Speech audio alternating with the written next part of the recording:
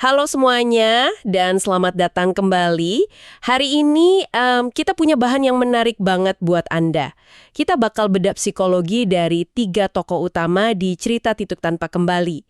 Ada Kwon Hyun-woo, Olivia Jang, dan Elise Moon. Jadi misi kita hari ini tuh kita akan coba kupas lapis demi lapis ya kan? Evolusi mental mereka, apa yang mendorong mereka, trauma mereka, dan tentu saja dinamika hubungan mereka yang rumit banget ini. Oke deh, mari kita mulai bongkar. Iya, betul. Dan yang bikin ini menarik itu perjalanan setiap karakter itu nggak bisa dilihat sendirian. Mereka itu kayak rangkaian domino psikologis gitu. Tindakan yang satu itu jadi pemicu buat yang lain. Jadi kita mulai dari arsiteknya dulu ya, Kwon Hyun-woo. Nanti kita lihat gimana dampaknya ke Olivia Jang, dari korban sampai dia berjuang bangkit. Baru terakhir, kita sentuh sedikit soal si misterius Elise Moon ini. Oke, kita mulai dari Kwon Hyun-woo. Dari catatan yang Anda kasih, gambaran awal Hyun-woo di bab-bab pertama itu dingin banget. Di sini disebutnya sang pemain dan manipulator. Maksudnya gimana tuh? Dia cuma main-mainin Olivia aja. Persis. Di kepalanya saat itu, isinya cuma hitung-hitungan. Sama sekali nggak ada ruang buat perasaan. Interaksinya dengan Olivia di bab-bab awal, itu bukan pendekatan romantis. Itu murni permainan catur intelektual. Dia lihat Olivia sebagai sebuah tantangan. Dia pakai kekuasaannya, ancaman komplain itu cuma alat buat bikin Olivia tunduk. Tujuannya murni dominasi. Jadi bukan soal suka, tapi soal menaklukkan. Lalu mentalitas ini jadi lebih gelap lagi kan? Catatan Anda menyebutnya kompleks dewa. Nah, ini dia. Di sini, ini jadi menarik banget. Di bab 6-16, pas dia tahu soal trauma Olivia, soal kekerasan dari mantannya, Siwoo. Reaksinya itu bukan empati. Sama sekali bukan. Dia justru lihat ini sebagai peluang. Dia memposisikan dirinya bukan lagi sebagai pemain, tapi sebagai juru selamat. Semacam kuil suci, gitu. Tempat Olivia yang dia anggap kotor dan penuh dosa bisa datang untuk disucikan. Tunggu. Jadi dia secara sadar memposisikan dirinya sebagai kuil suci dan Olivia itu yang kotor.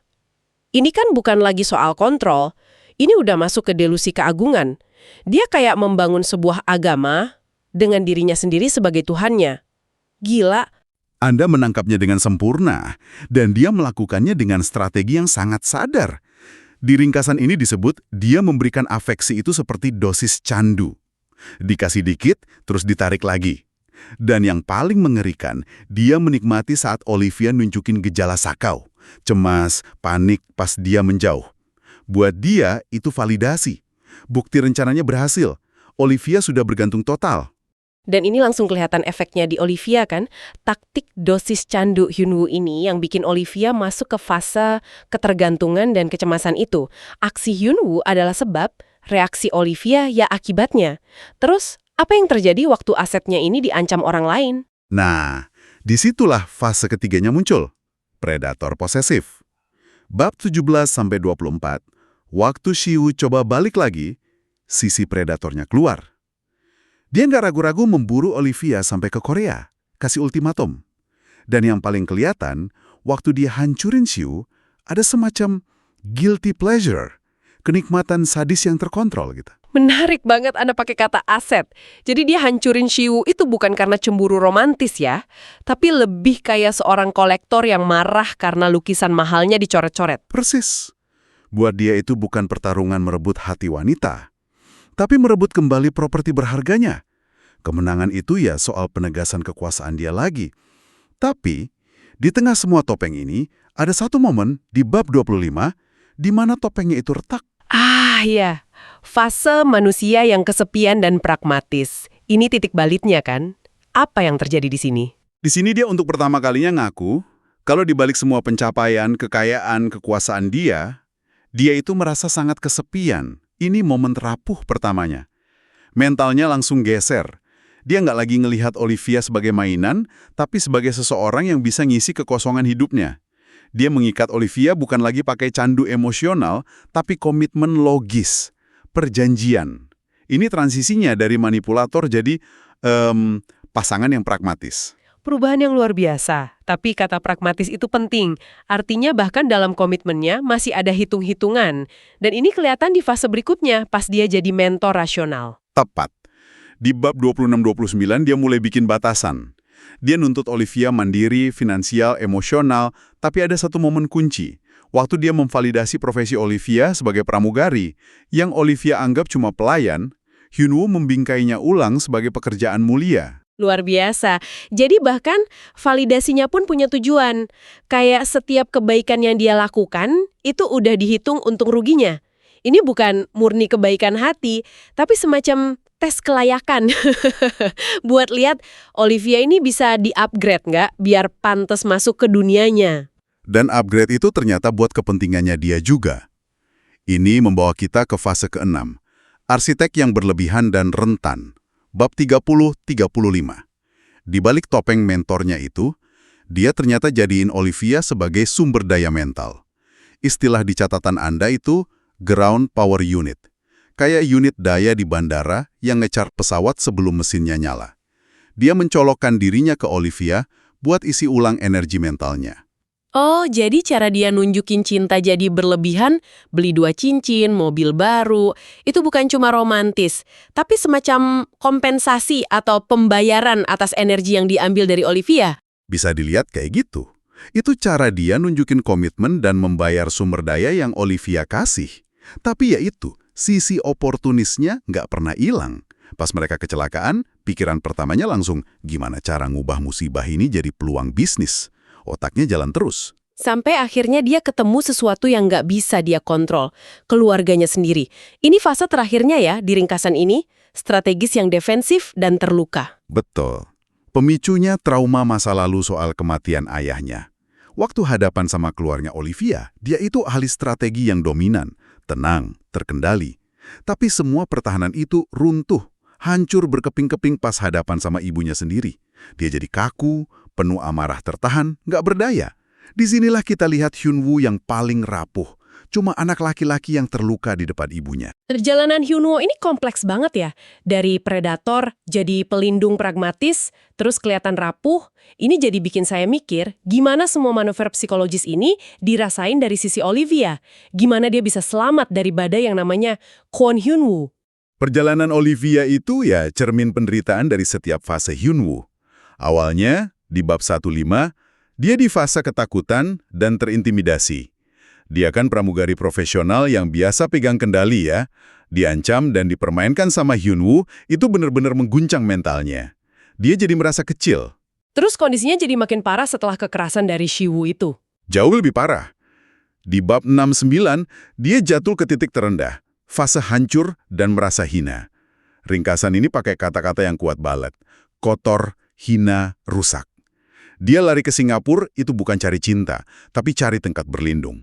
Ke Hyunwoo, satu-satunya orang yang dia rasa cukup kuat buat melindungi dia, walaupun dia sendiri merasa nggak pantas. Dan disinilah siklus ketergantungan itu dimulai.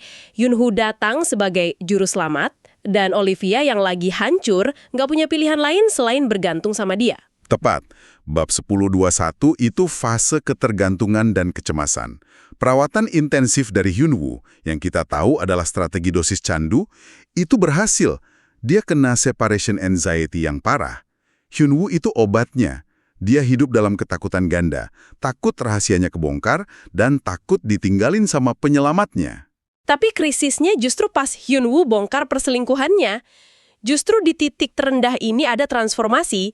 Catatan Anda nyebut soal disosiasi mental. Benar. Di bab 2225, di fase rasa malu dan transformasi, waktu Hyunwoo konfrontasi dia, Olivia merasa telanjang sampai mual fisik. Ini puncak krisisnya. Tapi tekanan yang luar biasa ini justru memicu mekanisme pertahanan psikologis. Namanya disosiasi mental. Jadi otaknya kayak membelah diri gitu ya buat bertahan hidup. Sisi Sujin yang lemah dimatikan, dan sisi Olivia yang logis dan dingin ambil alih. Semacam tombol darurat psikologis. Analogi yang sangat tepat. Olivia yang logis ini yang kasih dia kekuatan buat akhirnya mutusin hubungan sama sumber traumanya, si Siwoo. Caranya dingin dan tuntas. Di akhir fase ini, mentalnya stabil tapi rapuh banget. Dan dia butuh banget validasi Hyunwoo, jangan tinggalkan aku. Setelah lepas dari trauma masa lalu, dia mulai proses deprograman trauma. Tapi sisa lukanya masih ada kan? Refleks upik abu yang Anda sebut itu. Masih kental banget. Di bab 26-29, dia cemas terus dan refleksnya itu memosisikan diri sebagai pelayan buat Hyunwoo. Tapi disinilah validasi dari Hyunwoo soal profesinya itu jadi titik balik. Untuk pertama kalinya, orang yang dia hormati bilang kalau pekerjaannya itu mulia. Validasi itu yang kasih dia keberanian buat pindah ke Singapura. Tapi trauma fisik kan beda. Nggak bisa hilang cuma dengan kata-kata. Nah bisa, dan itu terkonfrontasi di bab 30-32 saat dia coba memulai hubungan intim buat buktiin ke dirinya kalau dia nggak rusak, tubuhnya malah bereaksi. Serangan panik, dia jatuh lagi, merasa hina, dan nawarin diri buat melayani Hyunwoo aja. Itu momen yang sakit banget sih. Tapi di sini Hyunwoo melakukan sesuatu yang mungkin untuk pertama kalinya benar-benar menyembuhkan. Dia melakukan reframing. Tepat, bukannya menerima atau menolak, Hyunwoo membingkai ulang hubungan mereka. Dia bilang, kita saling merawat, bukan kamu melayaniku. Kata-kata sesederhana itu ngubah segalanya. Itu mengangkat status Olivia dari objek jadi partner. Ini langkah pertama dia buat benar-benar berdamai sama lukanya. Kayaknya setiap kali dia berhasil naik satu langkah, ada aja palu godam yang siap menghantamnya lagi. Persis. Itu tergambar sempurna di fase terakhirnya, bab 36-39. Puncak validasi and jurang penolakan. Dia dapat kebahagiaan puncak pas ayahnya untuk pertama kali bilang bangga sama dia. Validasi yang dia tunggu seumur hidupnya. Tapi beberapa saat kemudian, dia dilempar ke jurang paling dalam oleh penghakiman dingin dari ibunya Hyunwoo. Emosinya benar-benar jungkir balik. Dia hancur lagi, merasa nggak pantas, merasa jadi beban. Nah, di tengah kerapuhan Livia dan kerentanan Hyunwoo ini, muncul bayangan dari masa lalu, Alice Moon. Ringkasan ini nggak ngasih banyak detail, tapi yang ada ini bikin penasaran banget. Alice Moon atau Moon Dalyong ini teka-teki. Tapi ada beberapa fakta kunci. Pertama, dia dan Hyunwoo pernah tinggal bareng di Prancis tahun 2013-2014. Dalam sebuah ikatan sipil namanya PACS. Hyunwoo punya panggilan khusus buat dia, kelinci bulan. Tunggu, PACX itu kan semacam ikatan pranikah di Prancis ya. Jadi ini bukan sekedar tinggal bareng, tapi ada komitmen legalnya. Ini nunjukin hubungan mereka dulu serius banget. Sangat serius. Dan yang lebih rumit, Alice ini ternyata deket banget sama ibunya Hyunwoo. Bahkan disebut sebagai mata-mata buat ngawasin Hyunwoo waktu di Prancis. Kedekatan ini kayaknya lanjut terus. Alice bahkan datang ke pemakaman ayahnya Hyunwoo sama suaminya. Lalu dia muncul secara fisik di akhir bab 39. Iya, dan kemunculannya itu sinematik banget, penuh makna. Dia nggak masuk ke rumah, tapi ngamatin dari luar pas Hyunwoo dan Olivia pergi, sambil nelfon seseorang. Kehadirannya yang terlambat dan posisinya sebagai pengamat dari luar itu, nandain dia bukan tamu biasa. Dia pemain baru. Atau pemain lama yang kembali ke papan catur dengan agenda yang kita belum tahu. Jadi apa artinya semua ini? Kalau kita mundur sedikit, kita lihat perjalanan psikologis yang saling terkait ya. Seorang manipulator yang ternyata rapuh dan kesepian, seorang korban yang berjuang keras cari harga dirinya, dan sekarang hantu dari masa lalu muncul lagi. Hubungan Hyunwoo dan Olivia ini kedengarannya transaksional banget ya. Sangat. Hubungan mereka itu studi kasus tentang gimana trauma dan kebutuhan bisa jadi lem yang lebih kuat dari cinta biasa. Hyunwoo butuh sumber daya mental buat nambah lubang kesepiannya. Olivia butuh penyelamat buat narik dia dari jurang trauma. Mereka jadi solusi fungsional buat satu sama lain, meskipun fondasinya dibangun di atas manipulasi. Mereka bukan saling jatuh cinta, tapi saling membutuhkan untuk bertahan hidup. Ini fondasi yang sangat rapuh. Dan kerapuhan inilah yang membawa kita pada pertanyaan akhir untuk Anda renungkan. Mengingat gimana hubungan ini dimulai, dari manipulasi, kontrol, ketergantungan, apakah ikatan antara Hyunwoo dan Olivia ini benar-benar bisa berevolusi jadi kemitraan yang sehat dan setara? Atau apakah mereka cuma akan terjebak dalam versi ketergantungan yang lebih fungsional aja, yang lebih bisa diterima masyarakat? Dan yang terpenting, bagaimana kemunculan kelinci bulan yang jelas punya hubungan mendalam dengan Hyunwoo dan ibunya akan menguji fondasi yang sudah sangat rapuh ini?